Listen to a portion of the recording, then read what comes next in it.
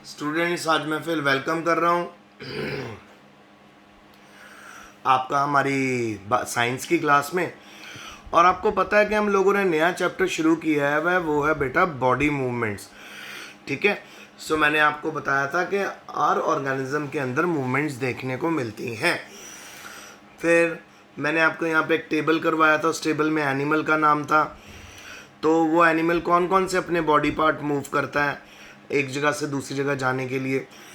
फिर मैंने आपको बताया था कि जितने भी प्लांट्स होते हैं वो हमारी तरह मोबाइल नहीं होते। मोबाइल का मतलब वो मूव नहीं कर सकते वन प्लेस टू अनदर, क्योंकि उनका जो रूट वाला पार्ट होता है वो सॉइल के अंदर एम्बेडेड होता है। सॉइल ने उनको पकड़ के रखा होता है ताकि प्लांट सीधे खड़े रहें। तो ये हमारी कैपेबिलिटी होती है कि हम लोग मूव कर सकते हैं अब आगे। फिर यहाँ पे बहुत से बॉडी के पार्ट्स मैंने आपको बताए थे। फिर हमने देखा था कौन से पार्ट मूव कर रहे हैं कि नहीं कर रहे। तो आज मैं आपके साथ बात करने वाला हूँ अलग अलग जॉइंट्स के बारे में। तो आइए हम पढ़ते हैं। क्या आपने नोटिस किया, हम बेंड और रोटेट कर सकते हैं अपनी बॉडी को जहाँ पे दो पार्ट्स आपस में जुड़ते हैं। जैसे आपकी कोनी होगी, आपकी एल्बो होगी, फिर बेटा आपकी नी हो गई, तो हम मूव कर सकते हैं। तो एक जैसे हमारी एल्बो होगी, हमारे शोल्डर्स हो गए, हमारी नेक होगी, इन सभी प्लेसेस को जहाँ पर एक बोन दूसरी बोन से जुड़ी हुई होती है और मूवमेंट पॉसिबल होती है, उनको हम बोलते हैं जॉइंट्स। सो बेटा जॉइंट्स वो प्लेस होते हैं हमारी बॉडी के अंदर जहाँ पे एक बोन दूसरी बोन के साथ जुड़ी होती है। तो जॉइंट अलग अलग तरह के होते हैं। कुछ जॉइंट होते हैं जो बिल्कुल मूव ही नहीं करते, कुछ जॉइंट होते हैं जो सर्टेन लेवल तक मूवमेंट शो करते हैं, और कुछ जॉइंट होते हैं जो फ्रीली मूवेबल होते हैं, बहुत अच्छे से मूवमेंट शो करते हैं। जैसे आपका शोल्डर के साथ जो आपकी आर्म अटैच हुई है वो एक तरह का बॉल एंड सॉकेट जॉइंट है, जिसके करके आप बहुत अच्छे से मूव कर सकते हो। ठीक है। सो वो भी मैं आज आपको बताने वाला हूँ। तो आइए अब आगे चलते हैं। क्या आप इन सब जॉइंट्स के बारे में बता सकते हो? आप आज अपनी बॉडी के अंदर देखना, आपको इस तरह के जॉइंट बहुत सारे देखने को मिलेंगे। तो कुछ तो स्लाइटली मूव कर रहेंगे जॉइंट, कुछ बहुत अच्छे से मूव करेंगे, कुछ बिल्कुल ही मूव नहीं करेंगे। आइए आगे चलते हैं। आप अपनी फिंगर को प्रेस करो अपने हेड के ऊपर, फेस के ऊपर, नेक के ऊपर, नोज के ऊपर, ईयर के ऊपर, शोल्डर के पीछे, हैंड्स के और लेग्स के including the fingers and toes. आपको फीलिंग आती किसी तरह की? आपको जब आप इनको फील करोगे, एक्चुअल में आप क्या कर रहे हो, आप उन जॉइंट्स को टच कर रहे हो। तो जितने भी हार्ड स्ट्रक्चर आपको दिख रहे हैं वो बोन्स हैं, और यही सेम तरह जैसे आपने अपनी फिंगर को अपनी पूरी बॉडी में लगाया तो आपको बोन्स का पता चल गया, आप बाकी बॉडी के ऊपर भी अपनी फिंगर्स के साथ करिए, आप उसको फील करने की कोशिश करिए। तो आपकी ह्यूमन बॉडी में कितनी बोन्स होती हैं, आपका होमवर्क है आज आपको ये फाइंड आउट करना है कि हमारी पूरी बॉडी में कितनी बोन्स होती हैं। ठीक है।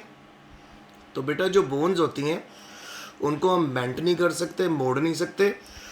तो हम अपनी एल्बो को कैसे मूव कर सकते हैं? वो कैसे मुड़ जाती है? वो मुड़ जाती है क्योंकि बेटा वहाँ पे जॉइंट प्रेजेंट है।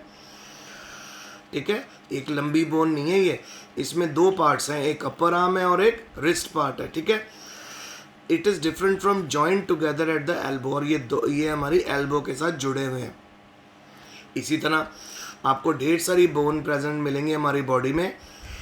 हम अपनी बोन्स को हम अपने जॉइंट्स को बेंड कर सकते हैं, जिनकी मदद से हमारी बॉडी मूव करती है। और ये हम अपने बोन्स को वहीं बेंड कर सकते हैं जहाँ पे पर्टिकुलर जॉइंट प्रेजेंट होता है। तो अलग अलग तरह के जॉइंट होते हैं हमारी बॉडी में, जो हमें अलग अलग तरह की मूवमेंट और एक्टिविटीज़ और फंक्शंस करने में मदद करते हैं। जैसे आइए अब इन जॉइंट्स के बारे में पढ़े। जैसे आप लिख रहे हो, अगर आप लिखते हो बेटा तो हाथ के साथ लिखते हो, कितने जॉइंट्स इसमें आपकी मदद कर रहे हैं। आपकी फिंगर में भी जॉइंट प्रेजेंट है। अगर आप कपड़े धो रहे हो, अगर आप साइकिल चला रहे हो, अगर आप वॉक कर रहे हो, ठीक है, कोई भी जब आप एक्टिविटी करते हो तो वो जॉइंट की मदद से ही होती है बेटा।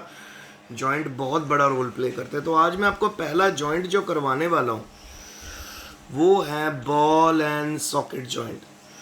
सो आइए मैं आपको बॉल एंड सॉकेट जॉइंट पहले इस एग्जांपल के साथ समझाता हूँ। आपके पास एक पेपर की स्ट्रिप है, उसको सिलेंडर के अंदर आप रोल करो। आप एक छोटा सा होल कर दो एक ओल्ड रबर और प्लास्टिक बॉल के अंदर, ठीक है, और push the paper cylinder into it. उसके अंदर पेपर सिलेंडर डाल दो। तो आप इसको बहुत अच्छे से फिगर में देख सकते हो। मैं आपको फिगर दिखाने वाला हूँ।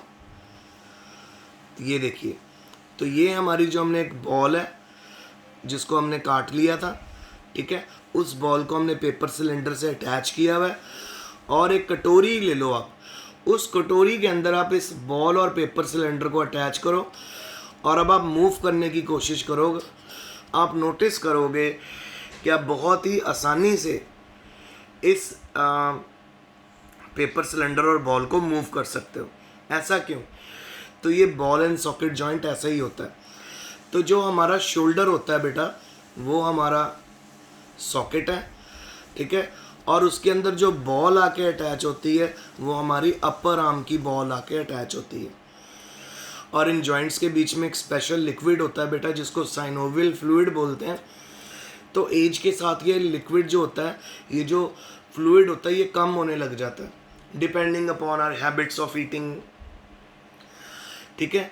तो अगर तो ये फ्लूइड बिल्कुल ही हार्ड हो जाए तो जॉइंट्स को मूव करना बहुत मुश्किल होता है। आपको पता, आपने कई बूढ़े लोगों को देखा होगा कि वो अपने जॉइंट्स नहीं मूव कर पाते। तो वो बेचारे अपने जॉइंट क्यों नहीं मूव कर पाते? क्योंकि उनके जो जॉइंट्स के अंदर का जो लिक्विड होता है, जो साइनोवियल फ्लूइड होता है, जो वो बिल्कुल क्रिस्टल्स में बदल जाता है। और इस डिजीज़ को बोलते हैं अर्थराइटिस, रूमेटॉइड अर्थराइटिस भी इसको बोलते हैं, ठीक है। सो जितना हम लोग यंग होते हैं हमारे अंदर ये लिक्विड बहुत अच्छे सी फॉर्म में होता है, फ्लेक्सिबल होता है। ये करता है क्या? एक तो फ्रिक्शन कम करता है बेटा जॉइंट्स के बीच में, दूसरा क्या करता है, हमारी मूवमेंट्स को इजी बनाता है। तो अब नोटिस करोगे इस तरह का सेटअप जब आप बनाओगे, कटोरी में बॉल और बॉल को अटैच किया हुआ अपने पेपर सिलेंडर से, जब आप मूव करोगे तो आपका जॉइंट बहुत अच्छे से मूव कर जाएगा। इसको बोलते हैं बेटा बॉल एंड सॉकेट जॉइंट। तो हमारी बॉडी में अलग अलग जगहों पे आपको बॉल एंड सॉकेट जॉइंट देखने को मिलेंगे। एक तो आपके दोनों शोल्डर्स के पास बॉल एंड सॉकेट जॉइंट है जिसमें हमारी आर्म रोटेट करती है। अब आप आगे क्या करो, now imagine that the paper cylinder is your arm. जो पेपर सिलेंडर है वो आपकी बाँ है और उसकी जो बॉल है वो उसके एंड पे है, और जो बाउल, जो कटोरी हमने लिया था वो हमारे शोल्डर का पार्ट है। मैंने आपको पहले बता दिया था, जिससे हमारी जो आर्म है वो जुड़ी हुई है। फिर उसके बाद जो राउंडेड एंड है जो बोन का, वो आसानी से इस कैविटी में फिट हो जाता है, ठीक है। इस तरह के जॉइंट को हम बोलते हैं बॉल एंड सॉकेट जॉइंट, और ये फ्रीली मूवेबल जॉइंट होता है। तो इसी तरह का बॉल एंड सॉकेट जॉइंट आपको एक और जगह देखने को मिलेगा, वो मिलेगा आपकी लेग्स और हिप के बीच में, ठीक है। सो यहाँ पे भी देखो, जो आपकी हिप बोन है उसके अंदर भी सॉकेट है, और उस सॉकेट में हमारी जो थाई है, जो हमारी लेग है, उसकी बोन आके बॉल की तरह फिक्स हुई है। इसी करके हम अपनी लेग्स को भी थोड़ा अच्छे से मूव कर पाते हैं। तो बेटा आज मैंने आपको पहला जॉइंट करवाया, बॉल एंड सॉकेट जॉइंट। तो आज आप सभी ने अपने शोल्डर को और अपनी आर्म को रोटेट करके देखना है, अपनी लेग से चल के देखना है और लेग को मूव करके देखना है। आप नोटिस करोगे कि आप लोग बहुत ही अच्छे से मूव कर पा रहे हो। तो क्योंकि बच्चों आप बहुत अच्छे से इन जॉइंट्स को मूव कर पा रहे हो, इसीलिए इनको फ्रीली मूवेबल जॉइंट बोलते हैं। तो इस जॉइंट में क्या होता है, एक कैविटी होती है, ठीक है, उसके अंदर हमारी बॉल की फॉर्म में बोन आके फिक्स हुई होती है, और उनके बीच में एक सेमी सॉलिड सब्सटेंस होता है जिसको हम साइनोवियल फ्लूइड बोलते हैं, जो इन जॉइंट्स के फ्रिक्शन को कम करता है, रगड़ को कम करता है, जिससे आप बहुत अच्छे से अपने जॉइंट्स को मूव कर सकते हो। फ्रिक्शनलेस मूवमेंट जिसको हम कह सकते हैं, और पेनलेस मूवमेंट। बट एज के साथ जैसे जैसे ये लिक्विड कम होने लग जाता है, ये लिक्विड क्रिस्टल में चेंज होने लग जाता है, तो मूवमेंट्स उतनी ही हार्ड हो जाती है। आपने कितने बूढ़े लोगों को देखा होगा कि वो बहुत मुश्किल से चल पाते हैं, ठीक है। उसके बाद आ गया हमारा सेकंड जॉइंट जो है पाइवोटल जॉइंट। वो वाला जॉइंट जहाँ हमारी जो नेक है वो हेड को ज्वाइन करती है, उसको पाइवोटल जॉइंट बोलते हैं। ये देखो बेटा, ये रही हमारी स्कल और ये रहा पाइवोटल जॉइंट जो हमारी नेक और हमारे हेड के बीच में प्रेजेंट है, ठीक है। अब ये क्या करता है जी, एक तो हमारे हेड को बेंड करने में मूव करता है, ऊपर उठाने में मूव करता है, फॉरवर्ड कर मूव करने में मदद करता है, बैकवर्ड मूव करने में मूव करता है।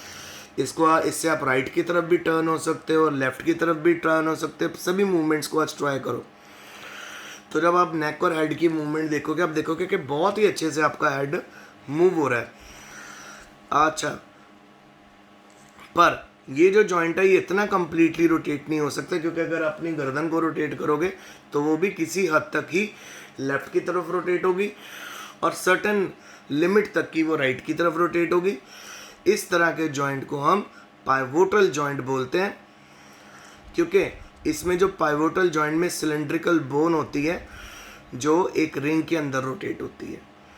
तो बेटा आज मैंने आपको दो जॉइंट्स करवाए हैं, ball and socket joint, shoulder और आर्म के बीच में।